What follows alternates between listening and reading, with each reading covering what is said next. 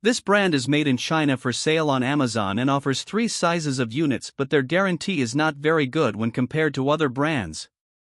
The NPLN models are for cooling only, while the NPH model provides heating as well as cooling.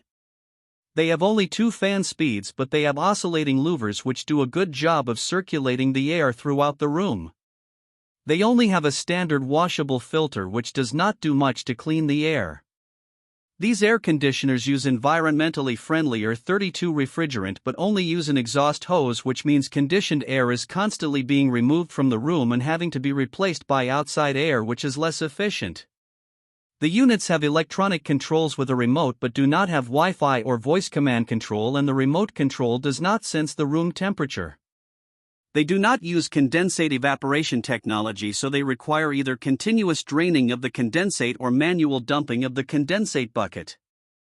Shop for all of your HVAC needs in our Amazon store.